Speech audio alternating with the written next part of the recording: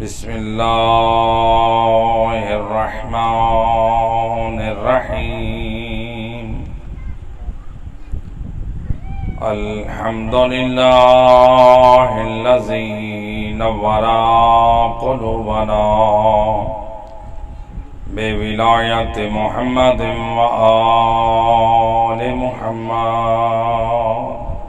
اللهم صل على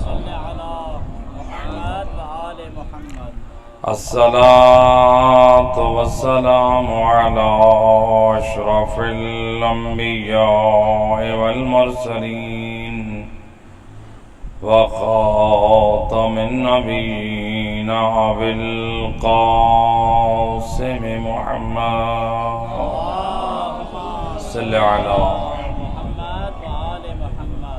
وأهل بيت الطيبين الطاهرين المعصومين المظلومين المنتجبين الذين أذهب الله عنهم الرجس وطهرهم تطهيرا.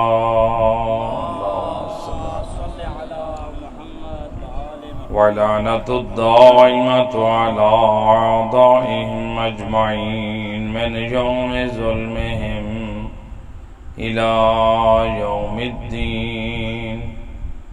أما بعد، فقد قال الله سبحانه وتعالى في كتاب المجيد وفرقان الحميد وقول الحق. بسم الله الرحمن الرحيم. وعد الله الذين آمنوا وعملوا الصالحات لهم مغفرة وأجر عظيم. صلى الله عليه وسلم. اللهم صل على محمد وآل محمد. سامعین محترم، قرآن مجید کی جس آیہ مجیدہ کو پڑھنے کا شرف حاصل کیا ہے، اس آیت میں آیت تو مختصر ہے لیکن اللہ نے اس میں مومن کو پیغام بڑا عظیم دیا ہے. پروردگار فرما رہا ہے وعد اللہ الذین آمنوا وعملوا الصالحات. اللہ کا وعدہ ہے ان لوگوں سے جن کے دلوں میں نور ایمان ہے اور وجود میں اعمال صالح ہیں. اے میرا اللہ، کیا وعدہ ہے؟ لہم مغفرۃ واجر عظیم. اللہ فرماتا ہے پہلا وعدہ یہ ہے میں مہربان اللہ ان کے سارے گناہ بخش دیتا ہوں. میرا دوسرا وعدہ یہ ہے میں اجر عظیم عطا کرتا ہوں. گویا اللہ نے اپنی لاریب کتاب میں انسان سے دو چیزیں مانگی. اے انسان، دو چیزیں اپنے دامن میں تولا، پھر میں مہربان اللہ اپنے کرم اور اپنے عطا اور خزانے سے دو چیزیں تجھے عطا کروں گا. اور اللہ نے ہمارے مزاج کو سامنے رکھتے ہوئے قرآن میں گفتگو کی ہے. کیسے آپ اپنے گھروں میں بچوں کو رغبت دلانے کے لیے کہتے ہیں پہلے یہ کر تو تجھے یہ ملے گا. اللہ بھی یہی سمجھا رہا ہے اے انسان، ایمان بھی لے آ، اعمال صالح بھی بجا لا، پھر تیرے دامن میں جو غلطیاں رہ گئی ہیں میں مہربان اللہ اپنے کرم سے تیرے سارے گناہ معاف کر دوں. اور پریشان بھی نہ ہو کہ مجھے ملے گا کیا. فرماتا ہے وَأَجْرٌ عظیم، میں کریم مہربان سخی اللہ اپنے کرم سے اجر دوں گا اور وہ اجر بھی عظیم ہوگا. ایک صلوات پڑھ دے محمد صلی اللہ علیہ محمد. لہذا مومن کے دامن میں دو چیزیں ہیں تو مومن کامیاب ہے. ایک کا نام ہے ایمان اور دوسرے کا نام ہے عمل صالح۔ ایمان تو الحمدللہ ہم لا چکے، اللہ پہ بھی ایمان رکھتے ہیں، نبیوں پہ بھی ایمان رکھتے ہیں، قرآن پہ بھی ایمان رکھتے ہیں، کعبہ پہ بھی ایمان رکھتے ہیں۔ جب ہر ایک پہ ایمان رکھتے ہیں، اب دیکھنا یہ ہے کیا ہمارے دامن میں عمل صالح بھی ہے؟ بھئی قرآن کہہ رہے دو چیزیں لے کر آنی ہیں تو آپ کامیاب، صرف ایمان نہیں۔ اگر کوئی بندہ یہ سمجھے میں ایمان والا ہوں، میری نجات کے لیے یہ نور ایمان کافی ہے، اللہ فرماتا ہے اے انسان یہ تیری بھول ہے، کامیاب تب ہوگا جب ایمان بھی ہو اور عمل صالح بھی ہو۔ لہذا اب عمل صالح کیا ہے؟ ہمارے پاس روایت ہے رسول خدا صلی اللہ علیہ وآلہ وسلم، اللہم صلی علی محمد، روایت میں ایک دن سید الرسل نے شیطان کو دیکھا۔ شیطان بڑا کمزور اپنی کمر کو جھکائے ہوئے جا رہا تھا۔ سید الرسل نے فرمایا اے شیطان، آج پہلے کی نسبت کمزور اور کمر کو جھکائے جا رہا ہے۔ کہتے یا رسول اللہ، آپ کے کلمہ کو جب 6 اعمال صالح میں سے کوئی ایک انجام دیتے ہیں میری کمر توڑ دیتے ہیں۔ کتنے اعمال؟ 6 میں سے جب کوئی مومن آپ کا امتی کلمہ گو اس میں سے ایک کام انجام دیتا ہے، یا نبی اللہ میری کمر توڑ دیتے ہیں۔ اللہ کے رسول فرماتے ہیں بتا وہ کون سے 6 کام ہیں کہ میری امت کے کلمہ گو جب انجام دیتے ہیں تیری کمر ٹوٹ جاتی ہے؟ کہا یا رسول اللہ، آپ کے کلمہ گو، آپ کے امتی، پہلا کام یہ ہے جب کوئی کام کا آغاز کرتے ہیں آغاز سے پہلے پڑھتے ہیں بسم اللہ الرحمن الرحیم، وہ بسم اللہ کے نام سے آغاز کرتے ہیں میری کمر توڑ دیتے ہیں۔ سبحان اللہ، سبحان اللہ، بسم اللہ کی اتنی برکت ہے۔ ماشاءاللہ، ماشاءاللہ۔ روایت ہے معصوم فرماتے ہیں جب انسان پانی پیتا ہے، ہم عام طور پہ لوگ پانی میں بھی بسم اللہ نہیں پڑھتے، ہر کام سے پہلے بسم اللہ۔ امام فرماتے ہیں جب انسان بسم اللہ کے بغیر پانی پیتا ہے شیطان اس میں تھوک ڈالتا ہے۔ ایک صلوات پڑھ دے محمد و اہل بیت کی ذات پر، اللہم صلی علی محمد۔ شیطان کیا کرتا ہے اس میں؟ تھوک ڈال دیتا ہے۔ اللہ اکبر۔ ذرا آپ بزرگان ماشاءاللہ پڑھے لکھے نوجوان بیٹھے، پوچھنا چاہتا ہوں اگر آپ کے سامنے کوئی بچہ اپنے منہ کی تھوک ڈال دے پینا پسند کریں گے؟ انسان کا جھوٹا اگر اس کی تھوک بچے کی گر جائے تو آپ پینا پسند نہیں کرتے، اور معصوم فرماتے ہیں جب بسم اللہ نہیں پڑھتے شیطان اپنی تھوک ڈال دیتا ہے۔ ہر کام سے پہلے بسم اللہ پڑھے۔ قرآن کا واقعہ ہے لیکن روایات میں کچھ اس کی عظمت اس طرح بیان ہوئی ہے۔ حضرت ابراہیم کا واقعہ کہ جب حضرت ابراہیم کو آگ میں ڈالا گیا تو 6 ماہ تک وہ آگ روشن رہی۔ 6 ماہ تک۔ آج بھی جو لوگ زائرین جاتے ہیں عراق میں بابل میں وہ جگہ آج بھی موجود ہے۔ ذرا آواز صاف کر دیں، سیکھ کھول دیں، صلوات پڑھ دیں محمد و اہل بیت، اللہم صلی علی محمد۔ آج جب زائرین جاتے ہیں وہاں پہ آج تک اس آگ کے جلانے کا اثر موجود ہے۔ کتنے 100 سال ہو چکے، اتنی 6 ماہ جلائی گئی وہ آگ، اتنی خطرناک آگ تھی کہ اس کے اوپر سے اگر پرندے پرواز کرتے تو اس وہ آگ کی گرمی کی وجہ سے ان کے پر جل جاتے اور نیچے گر جاتے۔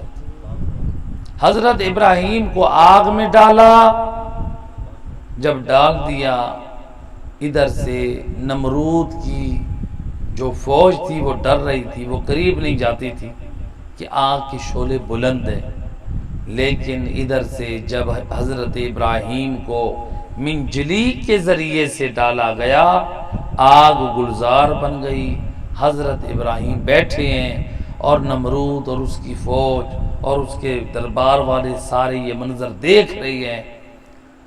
تو ایک مرتبہ نمرود کی بیٹی بھی تھی، وہ بھی پریشان ہو کہ میرا باپ ہے وہ کہتا ہے میں رب ہوں، اور ادھر سے ابراہیم کہتا ہے میرا رب ہے، لیکن مجھے تو ابراہیم کا رب اپنے باپ سے زیادہ طاقتور لگ رہا ہے۔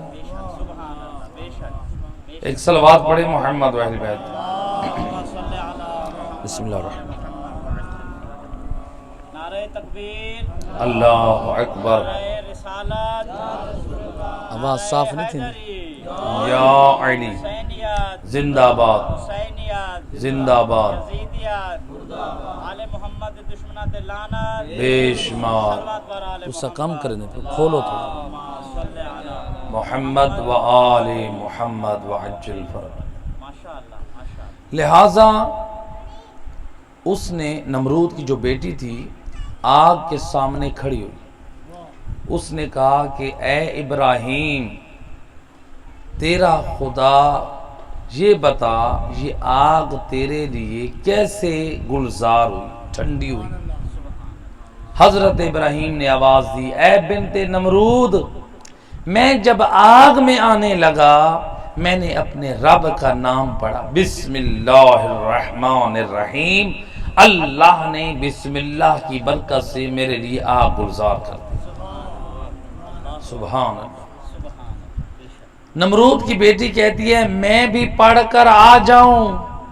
ابراہیم نبی فرماتے ہیں اے نمرود کی بیٹی لاکھ پڑھ بسم اللہ فائدہ نہ ملے گا جب تک میرے رب پہ ایمان نہ لے آئے۔ پہلے اپنا عقیدہ توحید صحیح کر، پہلے اللہ کو اللہ مان، پھر اللہ کا کلام پڑھ، پھر دیکھ اللہ کا کلام کیا اثر کرتا ہے۔ آج ہم لوگ یہی ہیں، اللہ کی معرفت صحیح ہے نہیں، لوگ کہتے ہیں ہم قرآن پڑھتے ہیں، ہم اللہ کا ذکر پڑھتے ہیں، ہم اللہ کو ویسے اللہ مانیں جیسے قرآن میں اللہ نے بتایا ہے، اللہ کو ویسے اللہ مانیں جیسے مصطفیٰ نے سمجھایا ہے، اللہ کو ویسے اللہ مانیں جیسے امیر المومنین نے نہج البلاغہ میں سمجھایا ہے۔ لہذا نمرود کی بیٹی کہتی ہے آمنت باللہ، اے ابراہیم میں تیرے رب پہ ایمان لاتا ہوں۔ اب یہ اعلان کر کے پڑھا بسم اللہ الرحمن الرحیم، یہ آگ کی طرف چل پڑی۔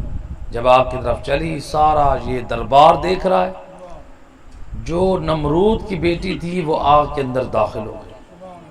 اب پورا جو فوج اور نمرود یہ سارے حیران پریشان کہ یہ کیا، نمرود کی بیٹی کے لیے بھی آگ گلزار ہو گئی۔ اب نمرود کی بیٹی باہر نکلی۔ اب دیکھیں یہ ہوتا ہے حق، پیغام حق۔ نمرود کی بیٹی باہر آئی، کھڑے ہو کر کہتی ہے لوگوں کے سامنے ایھا الناس، اے لوگو ان ابی کذاب، میرا باپ جھوٹا ہے اور ابراہیم کا رب سچا ہے، لہذا سجدہ ابراہیم کے رب کو سجدہ ہے میرے باپ کو نہیں۔ اب ادھر سے نمرود کو غصہ آیا، میری بیٹی ہو کہ میری مخالف بن رہی ہے۔ نمرود کی بیٹی نے بھی سمجھا دیا، او ماں باپ کو دیکھ کے اس کے اوپر دین کی بنیاد نہ رکھ، دیکھ حق کہاں ہے، یہ نہ کہہ دے میرا باپ اس پہ تھا، میرا دادا اس نظریے پہ تھا۔ باپ اور دادے کی عقیدتوں نے نہیں بچانا، قرآن نے بچانا ہے، محمد والے محمد کے فرمان نے بچانا ہے۔ لہٰذا اس نے اپنے باپ کی مخالفت کی۔ نمرود نے کہا، جلاد سے کہا کہ اس کو کوڑے مارو۔ کوڑے مارنے کے لیے جلاد آگے بڑھے، ادھر سے اللہ کا حکم ہوا یا جبرائیل، جی یا رب جلیل، میری کنیز مجھے دشمنوں میں رحمان اور رحیم کہہ رہی ہے اور میں اسے تنہا چھوڑ دوں؟ اللہ اکبر. جبرائیل امین ابھی جلاد آگے بڑھنا چاہتا ہے. جبرائیل امین نے اپنے پروں سے نمرود کی بیٹی کو اٹھا کے چوتھے آسمان پر لے گئے. اب یہ دیکھیں بسم اللہ کی برکت سے حضرت ابراہیم کے لیے آگ گلزار، وہی آگ بنت نمرود کے لیے ایمان لانے کا وسیلہ بھی بنی اور ان کے لیے گلزار بھی بنی، اور باپ اور اس کے جلاد سے ظلم سے امان میں اللہ نے چوتھے آسمان پہ بھی پہنچا دیا. اور جب حضرت عیسیٰ 400 عورتیں 800 مردوں کے ساتھ جو سابقہ امتوں سے جو لوگ ہوں گے چوتھے آسمان پہ محفوظ کیے گئے ہیں، زندہ ہیں، جب امام زمانہ علیہ السلام ظہور فرمائیں گے تو حضرت عیسیٰ تشریف لائیں گے، 800 مرد اور 400 عورتیں. تو بنت نمرود بھی امام کے ہاتھ پہ بیعت کرنے کے لیے حاضر ہو جائے گی. البتہ خواتین نے امام کے ہاتھ پہ بیعت نہیں کرنی. خواتین کی بیعت کا طریقہ ہوتا ہے کہ پانی میں ہاتھ رکھ کے ایک خاص طریقہ صلوات پڑھ دے محمد و اہل بیت اللہم صلی علی محمد. لہٰذا بسم اللہ کی برکت دیکھیے، اپنی زندگی میں شامل کریں.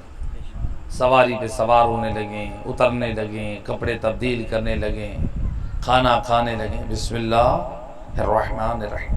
مولا علی علیہ السلام نے فرمایا جو کھانا کھاتے وقت بسم اللہ الرحمن الرحیم پڑھتا ہے تو میں علی ضمانت دیتا ہوں اس کا پیٹ کبھی خراب نہیں ہوگا. بعض لوگ شک مزاج ہوتے تھے، تلاش میں رہتے تھے علی کی بات کو جھوٹا کریں، لیکن خود جھوٹے ہو جاتے تھے. یہ نہیں جانتے علی کو اللہ کی تائید حاصل ہے. علی کوئی ہمارا بنایا ہوا نہیں، اللہ کا بنایا ہوا امام ہے. لہٰذا اب ایک شخص ہے کہتا ہے یا امیر المومنین، یا علی، آپ نے دعویٰ کیا تھا آج میں نے بسم اللہ الرحمن الرحیم پڑھ کر روٹی کھائی ہے اور میرا پیٹ خراب ہو گیا. امام فرماتے ہیں یہ بتا جب تو نے بسم اللہ پڑھنے کے بعد کھانا کا آغاز کیا، کھانا کھاتے کھاتے تو نے باتیں کی؟ کہا جی. کہا پھر بسم اللہ پڑھا؟ کہا نہیں. امام نے فرمایا جب تو نے بسم اللہ پڑھا تھا اور پھر تو نے باتیں کی، اس کے درمیان جو کھانا تھا اس میں بسم اللہ کی برکت رہ گئی. جب تو نے باتیں کی وہ بسم اللہ کی برکت ختم ہو گئی. یعنی اگر انسان بات کر لے دوبارہ بسم اللہ الرحمن الرحیم پڑھ لے تو لہٰذا مومنو ہر کام کے آغاز میں ہمیں بسم اللہ الرحمن الرحیم پڑھنی چاہیے. دوسرا کام سید رسول فرماتے ہیں اے شیطان یہ بتا دوسرا کام کون ہے میری امتیوں کا جس سے تیری کمر ٹوٹ جاتی ہے؟ کہا یا رسول اللہ جب آپ کے کلمہ گو استغفار کرتے ہیں میری کمر ٹوٹ جاتی ہے. استغفار سے مطلب یعنی استغفر اللہ ربی واتوب الیہ. اس لیے معصوم فرماتے ہیں جس کے رزق کا دروازہ بند ہو چکا ہو وہ استغفار پڑھ کے رزق کا دروازہ کھلوائے. جس کے یہاں اولاد نہیں ہو رہی وہ کثرت سے استغفار پڑھے، سجدے میں پڑھے، اللہ اس کے گھر کو اولاد سے آباد کر دے گا. جس کے گھر میں جوان بیٹی بیٹھی ہو، پریشان ہو، رشتہ نہ آ رہا ہو، کثرت سے باپ ماں بیٹی استغفار پڑھے، اللہ استغفار کی برکت سے جلد بچی کی نصیب کھول دیتا ہے. جس گھر میں بیماری ہو کثرت سے استغفار پڑھیں، اللہ اس گھر میں عافیت دیتا ہے. استغفار کے اتنے فائدے ہیں. ایک شخص آیا امام علی نقی علیہ الصلوۃ والسلام اللہم صلی علی یابن رسول اللہ کوئی ایسا عمل بتائیں دنیا میں جیوں تو آپ کا حبدار بن کر، آخرت میں اٹھوں تو آپ کا حبدار بن کر، اور مجھے آپ کی شفاعت حاصل ہو جائے. امام فرماتے ہیں پھر دو کام تو کر، تجھے دنیا اور آخرت میں اپنے حبدار ہونے اور شفاعت کا حقدار ہونے کی ضمانت میں امام دیتا. مولا بتائیے وہ کون سے دو کام ہیں؟ امام فرماتے ہیں کثرت سے اپنی زبان پر سورہ انا انزلنا کی تلاوت کیا کر. سورہ قدر، سورہ انا انزلنا کی تلاوت. انسان ادھر ادھر بیٹھا رہتا ہے، فضول اپنا وقت ضائع کرتا رہتا ہے. نوجوان ہوں یا بڑے موبائلوں میں بیٹھے رہیں گے، گیمیں کھیلتے رہتے ہیں، فضول باتیں کرتے رہتے ہیں. بعض لوگ تاش، جوا، لوڈو، فضول چیزوں میں اپنا وقت برباد کر دیتے ہیں. اپنی زبان کو اللہ کے ذکر اور قرآن سے تر رکھیں. لہٰذا آپ نے فرمایا کثرت سے سورہ انا انزلنا پڑھ. دوسرا کثرت سے استغفار پڑھ. دنیا اور آخرت میں اپنے حبدار ہونے کی تجھے ضمانت دیتا ہوں. استغفار. سید رسول نے فرمایا اے شیطان، تیسرا کام کون سا ہے جس سے تیری کمر ٹوٹ جاتی ہے؟ کہا یا نبی اللہ، جب کوئی مومن کسی سے بات وعدہ کرتا ہے اور اس کے بعد کہتا ہے انشاءاللہ میری کمر ٹوٹ جاتی ہے. کیا کہتا ہے؟ انشاءاللہ. یعنی ہم جب کسی سے وعدہ کریں تو کیا کہیں؟ انشاءاللہ. اسی لیے اللہ قرآن میں فرماتا ہے وَلَا تَقُولَنَّ لِشَيْءٍ، آپ یہ نہ کہیں کہ کسی کام کو انجام دیتے وقت انی فاعل ذالک غدا الا ان یشاء اللہ. اللہ فرماتے ہیں یہ نہ کہو کل میں یہ کام کروں گا، بلکہ کہو انشاءاللہ یہ کام کروں گا. انشاءاللہ ساتھ بولیں. انشاءاللہ کا مطلب کیا ہے؟ یعنی کل فلاں وقت میں اللہ نے زندہ رکھا، کوئی عذر شرعی نہ آیا، یعنی میں نیند میں نہ چلا گیا، کسی بیماری میں نہ آ گیا، کسی مصیبت میں نہ پھنس گیا، تو یہ کام ضرور انجام دوں گا. یہ معنی ہے انشاءاللہ کا. آج لوگ وعدہ کرتے ہیں، مثلا مثال کے طور پہ آپ نے فلاں وقت پہ پیسے دینے ہیں، یا آپ نے یہ چیز کا یہ کام کرنا ہے، اور پھر جب وعدہ خلافی ہو گئی تو کیا کہتے ہیں؟ ہم نے تو وعدہ نہیں کیا تھا، ہم نے کہا تھا انشاءاللہ. بھئی یہ انشاءاللہ اللہ نے اس لیے بیان کیے کہ آپ قرآن کا مذاق اڑائیں. یہ تو سورہ بقرہ میں اللہ نے یہودیوں کا تعارف کرایا ہے کہ وہ قرآن کی آیات کا مذاق اڑاتے تھے. اور آج مسلمان کہیں کہ ہم نے تو وعدہ نہیں کیا تھا، ہم نے انشاءاللہ کہا تھا. انشاءاللہ وعدے کے ساتھ ہے. قرآن کہتا ہے وعدہ انشاءاللہ کے بغیر کرو بھی نہ، بلکہ کرو تو ساتھ انشاءاللہ کرو. تو جب مومن انشاءاللہ کہتا ہے تو وہ میری کمر توڑ دیتا ہے. یعنی وہ کہتا ہے اللہ نے چاہا تو میں یہ کام اللہ کی نصرت اور توفیق سے انجام دوں گا. صلوات پڑھ دے محمد رحمہ.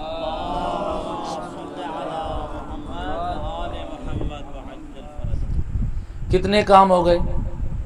3 کام. پہلا کام بسم اللہ الرحمن الرحیم. دوسرا کام استغفر اللہ ربی واتوب الیہ.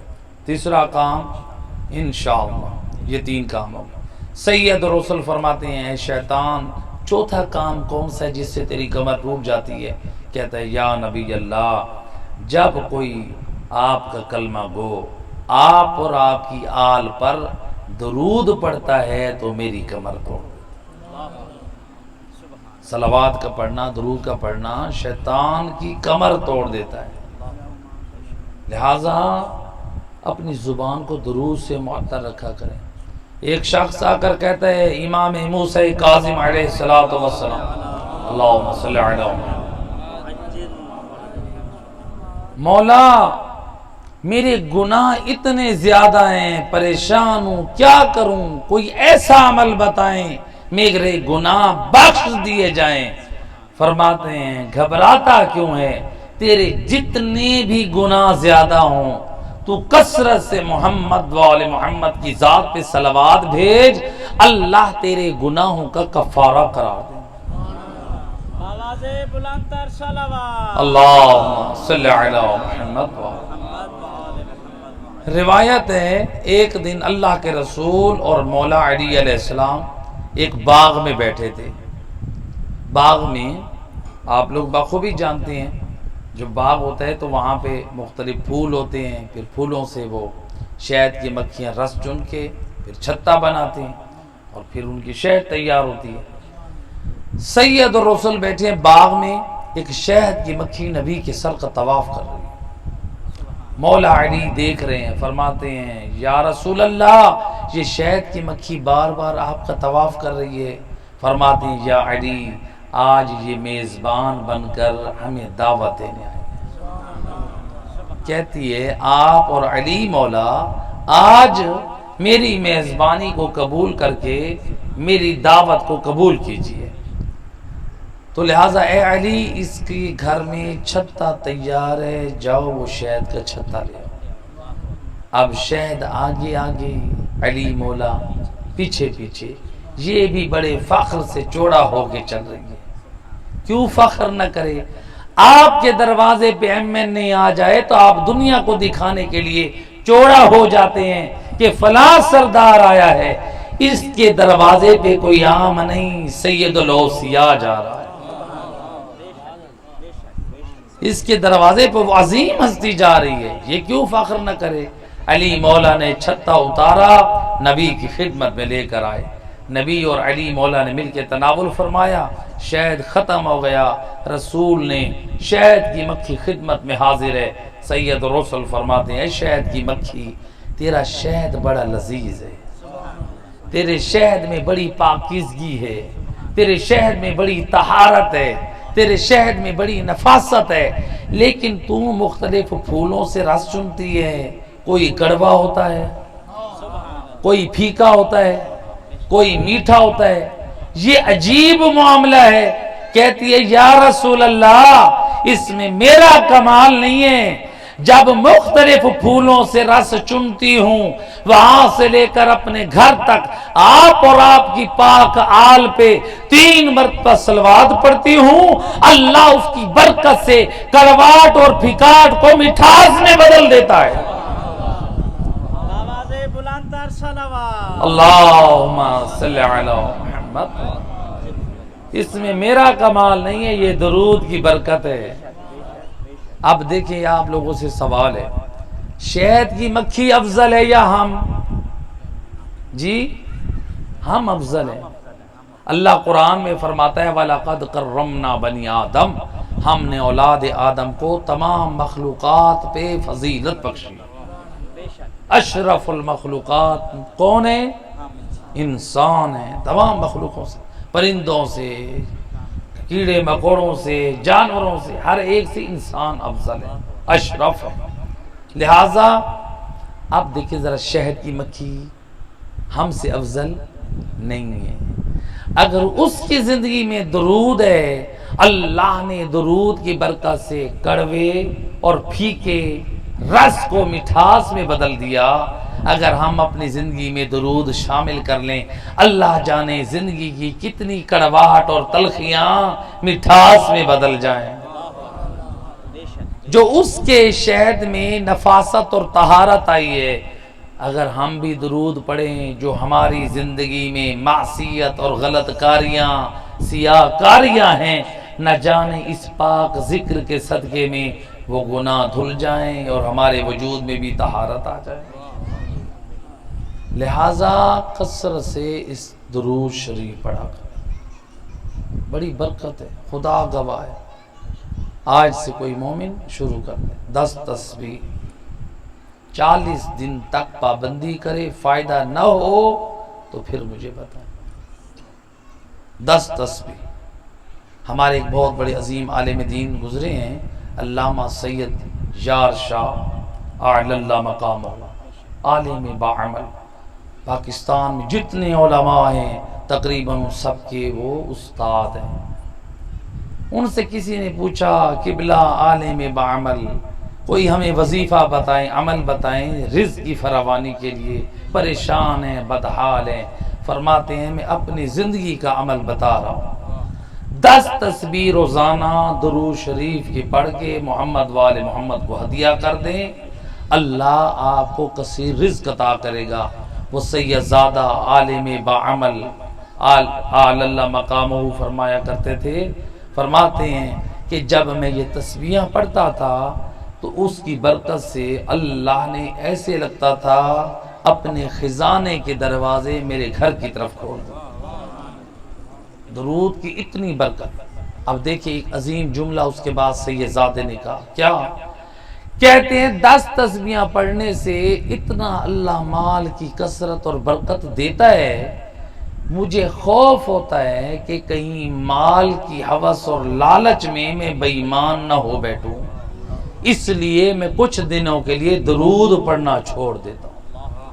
اللہ اکبر، عظمت درود کو سمجھیں، یعنی اس لیے چھوڑتا ہوں کہ میرے پاس کثرت مال نہ رہے، کثرت مال سے میری نیت خراب نہ ہو جائے۔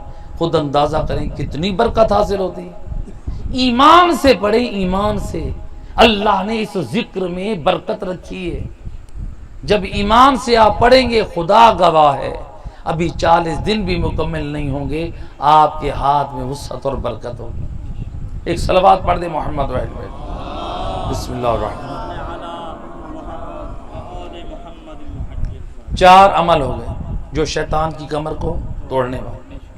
5واں عمل رسول اللہ نے فرمایا، شیطان 5واں عمل کون سے؟ کہا یا نبی اللہ، جب آپ کے کلمہ گو مسلمان ملتے ہیں، آپس میں مصافحہ کرتے ہیں، میری کمر توڑ دیتے ہیں۔ اس لیے معصوم فرماتے ہیں جب 2 مومن مصافحہ کرتے ہیں، ہاتھ ملاتے ہیں، تو اس وقت ان کے گناہ ایسے معاف ہوتے ہیں، ایسے جھڑتے ہیں جیسے موسم خزاں میں درخت کے خشک پتے جھڑتے ہیں۔ اللہ، تو لہٰذا مومن سے، اس لیے امام فرماتے ہیں اگر چاہتے ہو لوگوں کے دلوں سے کینہ دور ہو اور ان کے دلوں میں تمہارے لیے محبت پیدا ہو، امام فرماتے پھر لوگوں سے مصافحہ کرو۔ کیا کرو؟ لوگوں سے مصافحہ یہ اس طرح سے 2 ہاتھوں سے، یہ نہیں، یہ مغربی جو انگریزوں نے بتایا وہ 1 ہاتھ والا۔ تھوڑے سے پیسے آ گئے، تھوڑے سے جائیدادیں بن گئیں، تھوڑی سی زمینیں آنے لگ گئیں، تھوڑی سی ہم نے گاڑی پہ چڑھنا شروع کر دیا، ہم بھی فرعون کی طرح 1 ہاتھ، اور 1 ہاتھ بھی کیا آج کل تو 2 انگلیوں پہ گزارا کر۔ قربان جاؤں جس کی محبت میں اللہ نے کائنات کو خلق کیا، سید الرسل غلاموں سے بھی ہاتھ ملاتے وقت دونوں ہاتھ ملاتے تھے۔ جس کی محبت میں اللہ نے کائنات کو خلق کیا، وہ رسول غلاموں سے ہاتھ ملائے تو 2 ہاتھ سے، اور آج جس کی محبت میں ہمیں تھوڑی سی دنیا مل گئی ہے، ہم کہتے ہیں کہ ہم کائنات کے وارث اور مالک بن گئے ہیں، اور ہم لوگوں کے ساتھ مصافحہ بھی نہیں کرتے، ہاتھ بھی نہیں ملاتے۔ لہٰذا مصافحہ کریں، ہاتھ ملائیں، کوشش کریں دونوں ہاتھ سے۔ ایک صلوات پڑھ دیں محمد وحید صلی اللہ علیہ وسلم۔ یہ مصافحہ یعنی مستحبات میں سے مصافحہ کرنا۔ 6واں عمل آخری، سید رسول فرماتے ہیں اے شیطان، وہ کون سا عمل ہے جس سے تیری کمر ٹوٹ جاتی ہے؟ کہا یا رسول اللہ، جب آپ کے کلمہ گو، آپ کی امتی ایک دوسرے سے ملاقات کرتے ہیں، ملاقات کرتے وقت کہتے ہیں السلام علیکم۔ کیا کہتے ہیں؟ ایک دوسرے پہ سلام کرتے ہیں، میری کمر توڑ دیتے ہیں۔ اب توجہ کرنی ہے آپ نے اس نقطے پہ۔ مولا علی علیہ السلام مل کے مولا کی ذات پہ صلوات پڑھیں۔ اللہم صلی علی محمد۔ بسم اللہ الرحمن الرحیم۔ امام فرماتے ہیں سلام کی ٹوٹل نیکیاں ہیں 70۔ ٹوٹل نیکیاں کتنی ہیں؟ امام فرماتے ہیں جو سلام کرتا ہے اس کو 69 یعنی 69، جو اسکولوں میں پڑھنے والے بچے 69 یعنی 69 نیکیوں کا ثواب ملتا ہے جو سلام کرتا ہے، اور جو جواب دیتا ہے اس کو 1 نیکی کا ثواب ملتا ہے۔ اب سوال ہے آپ لوگوں سے، سلام کرنا کیا ہے؟ مستحب ہے۔ سلام کرنا کیا ہے؟ مستحب اس کو کہتے ہیں اگر آپ کام انجام دیں گے تو ثواب ملے گا، اگر آپ انجام نہیں دیں گے آپ کو گناہ نہیں ملے گا۔ مستحب کا یہ مطلب ہے۔ اور جو واجب ہوتا ہے اگر آپ اس کو انجام نہیں دیں گے، آپ نے حرام کیا تو آپ کو عذاب ملے گا، اور آپ واجب ہوتا ہے انجام دیں گے تو ثواب ملے گا۔ انجام نہیں دیں گے گناہ بھی ہے اور عذاب بھی ہے۔ اب دیکھیں سلام کرنا ہے مستحب اور جواب دینا ہے واجب۔ سلام مستحب ہے، اس کا ثواب زیادہ ہے، اور جو واجب ہے اس کا ثواب کم ہے۔ آخر کیوں؟ تو جب پوچھا گیا کہ مستحب کا ثواب زیادہ اور واجب کا ثواب کم کیوں، تو جواب ملا اس لیے جو سلام کرتا ہے وہ اپنی میں کو ختم کرتا ہے، اور جو میں کو ختم کرے اللہ کو وہ عمل بڑا محبوب ہے۔ کیونکہ جو جواب دے رہا ہے وہ میں کو ختم نہیں کر رہا، اس پر تو جواب دینا واجب ہے، اور جو سلام کر رہا ہے اس پر سلام کرنا واجب نہیں ہے، وہ تو ثواب کی نیت سے کر رہا ہے۔ جواب دینے والا مجبور ہے، سلام کرنے والا مجبور نہیں ہے۔ اس لیے سلام کرنے والے کو 69 نیکیوں کا ثواب ملا، اور جواب دینے والے کو 1 نیکی کا ثواب ملا۔ تو لہٰذا یہ سلام کا یہ ثواب، تو لہٰذا روایت میں ملتا ہے کہ سید الرسول کی سیرت میں تھا، آپ بچوں میں بھی سلام میں کیا کرتے تھے؟ پہل کرتے تھے سلام میں۔ لہٰذا بچوں کو سلام، غلاموں پہ سلام، ہر ایک کو سلام۔ دیکھیں آج بعض لوگ عقیدت اور محبت کی وجہ سے سلام کی جگہ پہ کچھ اور شامل کر رہے ہیں، ٹھیک ہے۔ حدیث قصہ آپ نے سنی، آپ لوگ پڑھتے ہیں کہ نہیں پڑھتے؟ ہر مجلس میں پڑھتے ہیں، ہر محفل میں پڑھتے ہیں حدیث قصہ۔ آپ اس حدیث قصہ میں شروع میں سنتے ہیں، امام حسن جب گھر میں آئے تو وہ کہتے ہیں السلام علیک یا اماں، کہتے ہیں۔ امام حسین آ کر کہتے ہیں السلام علیک یا اماں۔ جب چادر میں گئے تو کیا فرمایا؟ السلام علیک یا جدہ، اے نانا جانا پہ سلام۔ مولا علی ہے تو کیا کہا؟ السلام علیک یا بنت رسول اللہ، اے رسول کی دختر، اے رسول کی بیٹی، میرا آپ پہ سلام۔ حدیث قصہ سمجھا رہی ہے پنجتن پاک جب ایک دوسرے سے مل رہے ہیں تو کیا کر رہے ہیں؟ کیا کر رہے ہیں؟ پنجتن پاک معلوم ہوا، حدیث قصہ نے سمجھایا پنجتن پاک کی نگاہ میں السلام علیکم سے بڑھ کر کوئی اور عمل نہیں۔ ایک صلوات پڑھے محمد و اہل بیت جاتے۔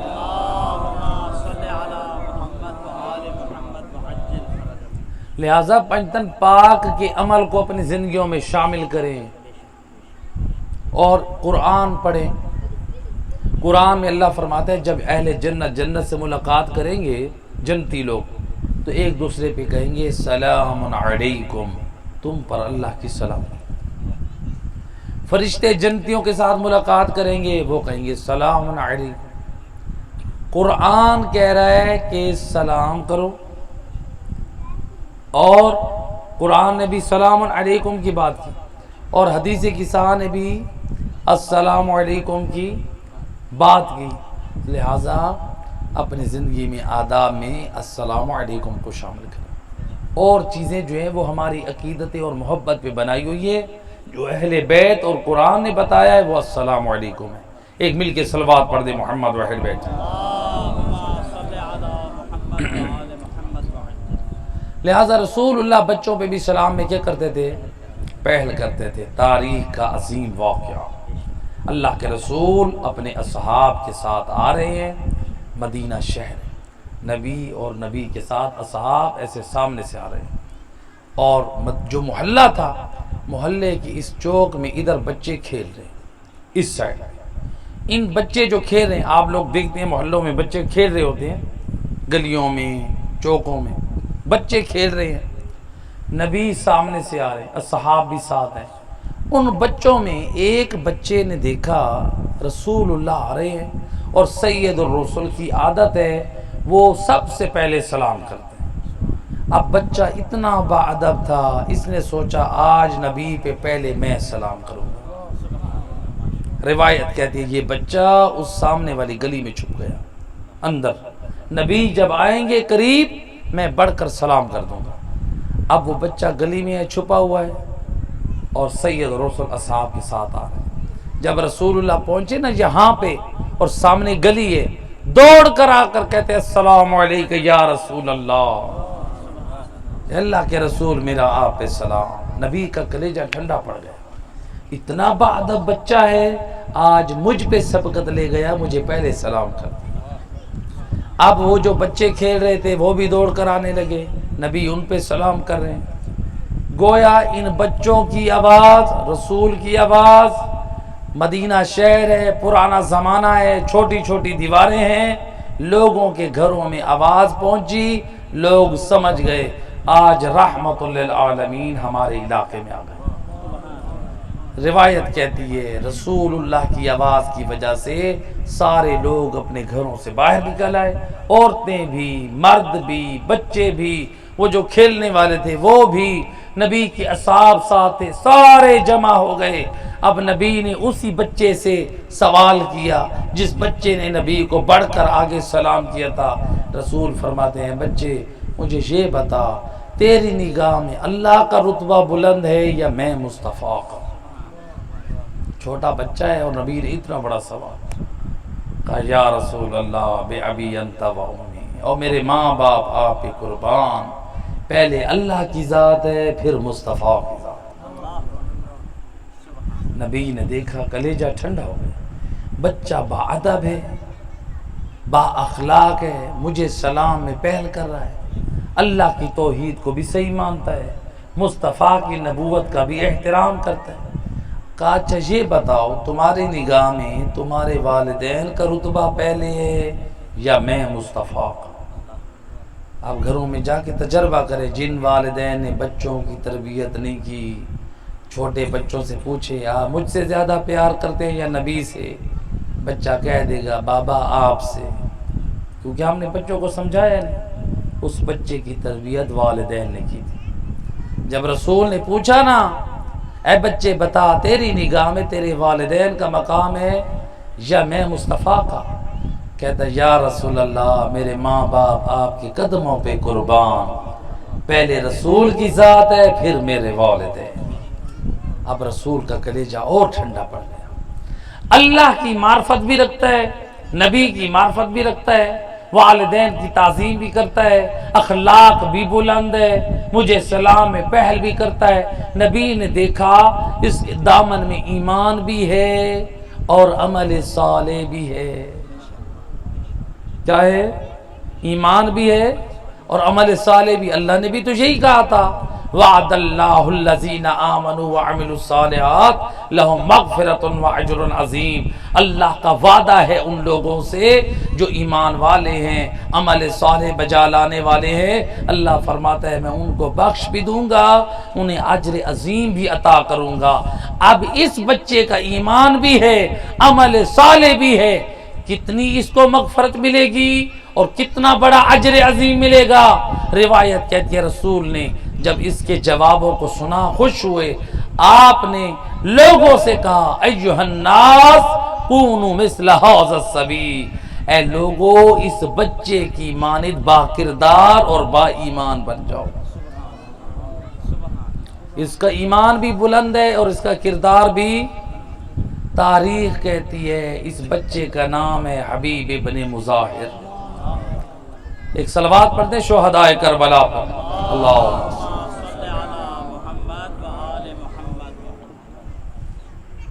اب ذرا اندازہ کریں یہ والدین کی تربیت تھی حضرت حبیب ابن مظاہر، ایمان بھی ہے اور عمل صالح بھی ہے، تو نبی نے امت سے کہا اس کی مثل بن جاؤ، اور اجر عظیم کیا ملا؟ کربلا میں حسین کے ناصرین میں سے جاؤ۔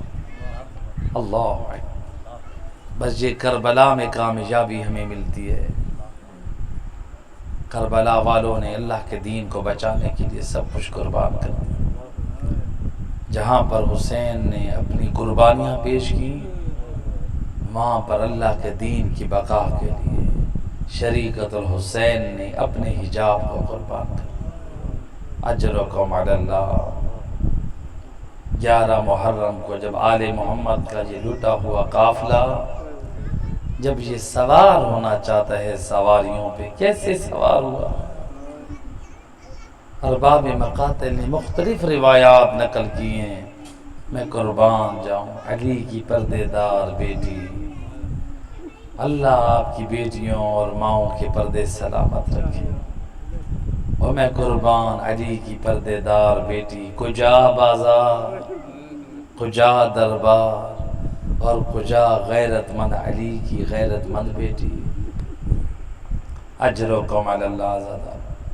11 محرم کو آل محمد کی مستورات کی جب چادریں لٹ چکی ہیں، ہاتھ پسے گردن بندھے ہیں، بیویوں کی چادریں چھن چکی ہیں، سر کے بال کھلے ہیں، بے پلان اونٹوں پہ بیویوں کو سوار کرانا ہے، لیکن کون کرائے؟ کوئی بیوی سوار تو نہیں ہو سکتی۔ روایت بتاتی ہے علی کی بیٹی ہر مستور کی سواری کے سامنے کھڑی ہوتی ہے، وہ بی بی علی کی بیٹی کے بدن کا سہارا لے کے اللہ جانے کیسے سوار ہوتی ہے۔ اجرکم علی اللہ۔ اور بیبیاں تو سوار ہو گئی، اور لیکن جب روایت کہتی ہے آیا ہے نا وقت علی کی بیٹی کے سوار ہونے کا، ہائے علی کی بیٹی کے ہاتھ پسے گردن بدے ہیں اور سر کے بال کھلے ہیں، ہائے علی کی بیٹی جب سوار ہونا چاہتی ہے اور یہ منظر دیکھا، او با وفا کنیز اما فضہ نے اور خود کو سواری سے گرا دیا، او علی کی بیٹی ہم سوار رہے، وہ آپ اتنی مجبور ہے۔ لیکن روایت کہتی ہے جناب زینب نے فرمایا اما فضہ آپ سوار ہو جائے، اور دوبارہ بی بی فضہ کو سوار کرایا، ہمیں قربان اے کنیز علی و بطول، اے اما فضہ ہے آپ کو علی کی بیٹی نے سوار کرا دیا، اور میں قربان علی کی بیٹی کی قید پر، اور کوئی سوار کرانے والا نہیں ہے۔ اور روایت کہتی ہے یہ منظر دیکھا اور بیمار کربلا سید سجاد نے ہے میری پھپھی ہاتھ بندھے ہیں اور بے پلان اونٹ پہ اور بیٹھنے پہ لاچار ہے۔ روایت کہتی ہے سید سجاد نے خود کو زمین کربلا پہ گھسیٹنا شروع کیا، ہے اپنے آپ کو لے آئے اس ناکا کے قریب، اور جس اونٹنی پہ علی کی بیٹی نے سوار ہونا ہے اس اونٹ کی کمر سے اپنی کمر لگا دی، کہا پھوپھی اماں اور میرے کاندھے پہ قدم رکھ کے سوار ہو جائے۔ یا بی بی زینب نے قدم رکھا، ایک مرتبہ سید سجاد سنبھل نہ سکے اور زمین کربلا کی طرف جھک گئے۔ عزادارو روایت کہتی ہے یا دوسری مرتبہ ہے امام نے کوشش کی، بی بی نے پھر بھی قدم رکھنا چاہا، لیکن جب تیسری مرتبہ کوشش کی اور یہ منظر شمر و خولی دیکھ رہے ہیں اور ان کے ہاتھ خالی نہیں ہیں، ہائے ہاتھ میں تازیانہ یا ہاتھ میں نیزے ہے، ہائے یہ ملعون آگے بڑھے اور سید سجاد کے بدن پر ظلم کرنے لگے۔ یا علی کی بیٹی نے اپنے امام وقت پہ خود کو گرا دیا، اور ظالم اور جب تک علی کی بیٹی زندہ ہے اور تو میرے وقت کے امام پہ ظلم نہیں کر سکتا، اجرکم علی اللہ، ہے اجرکم علی اللہ۔ عزادارو ہے سید سجاد کی حفاظت کی ہے، لیکن یہ آل محمد کا قافلہ ہے جب جانے لگا ہے کیسے بی بی سوار ہوئی ہے، اور مقتل کی روایتیں کہتی ہے اللہ جانے کیسے، اور خود تنو تنہا اور باندھے ہاتھوں سے علی کی بیٹی اور سوار ہوئی ہے، لیکن قربان نظرت یمینا و شمالا، وہ کبھی دائیں دیکھتی ہے تو کبھی بائیں، اور شاید اس لیے دیکھ رہی تھی وہ کہاں گیا میرا عباس بھیا، وہ کہاں سو گیا حسین بھائی، وہ کہاں سو گیا جوان اکبر، وہ کہاں سو گیا اون محمد، وہ کہاں سو گیا قاسم ہے۔ جب مدینہ سے چلی تھی وہ پردہ زینب کا سالم تھا، وہ معمل میں بٹھانے والے تھے، وہ معمل کا لڑ اٹھانے والے تھے، ہے کوئی سہارا دینے والے تھا، لیکن آج جب ردا چھنی ہے اور سر کے بال کھلے ہیں، وہ بھائی کے قاتل تماشا دیکھ رہے، اور زینب مجبور ہے، وہ کوئی سرار کرانے والا نہیں ہے۔ الا لعنت اللہ علی القوم الظالمین وسيعلم الذين ظلموا أي منقلب ينقلبون۔ اے کریم مہربان اللہ بحق محمد و اہل بیت علیہ الصلوۃ والسلام، اس ذکر پاک مجلس عزا کو اپنی بارگاہ میں شرف قبولیت عطا فرما۔ اے مہربان اللہ اس گھر پہ اپنی رحمت اور برکت کا نزول فرما۔ اے کریم مہربان اللہ بانیان مجلس یہ ذکر جو نظر و نیاز کا اہتمام اپنی بارگاہ میں قبول و منظور فرما۔ اس کا ثواب اس خانوادے کے جتنے مرحومین ہیں ان کی روحوں کو ایصال فرما، ان کو شفاعت امام حسین ابن علی نصیب فرما۔ اے مہربان اللہ بحق محمد و اہل بیت جناب قبلہ قاری غلام رسول صاحب کی اہلیہ جو ہے وہ مریض ہیں، اے مہربان اللہ امام بیمار کربلا کی عزت و طہارت کا صدقہ ان کو صحت کاملہ و عاجلہ عطا فرما۔ اے مہربان اللہ ان کو صحت و عافیت کے ساتھ طول عمر نصیب فرما۔ اے مہربان اللہ اس گھر پہ اپنی رحمت اور برکت کا نزول فرما، اس گھر کو عرضی اور سماوی آفات سے محفوظ فرما۔ مہربان اللہ جناب مولانا قاری اعجاز حسین صاحب کو، ان کے تمام برادران کو جو خدمت دینی انجام دے اس میں کامیابی اور کامرانی نصیب فرما۔ اے مہربان اللہ ان کی توفیقات خیر میں اضافہ فرما۔ اے مہربان اے مہربان اللہ محمد و اہل بیت کی عزت کا واسطہ برادر علی رضا جو تکلیف میں ہے، مہربان اللہ اس کو صحت کاملہ و عاجلہ، جس تکلیف میں جس بیماری میں ہے جس مرض میں اس پاک ذکر کے صدقے اس کو جلد سے جلد صحت و عافیت نصیب۔ اے مہربان اللہ اس پاک ذکر کے صدقے میں اس محفل میں جتنے مومنین مومنات مریض ہیں ہم سب کو صحت و عافیت کی دولت نصیب فرما، ہم سب کو طول عمر نصیب فرما۔ مہربان اللہ جتنی مومنین مومنات نے التماس سے دعا کی ہے سب کی حاجات پوری فرما، بانیان مجلس کے حلال رزق میں وسعت و برکت عطا فرما، ان کی جملہ حاجات پوری فرما، ان تمام برادران کے گھروں کو خوشیوں سے آباد اور شاد فرما۔ اے کریم مہربان اللہ وقت کے امام صاحب العصر والزمان کے ظہور میں تعجیل فرما، امام کی زیارت سے ہماری آنکھوں کو روشن اور ٹھنڈا فرما، ہماری دعاؤں کو مستجاب فرما۔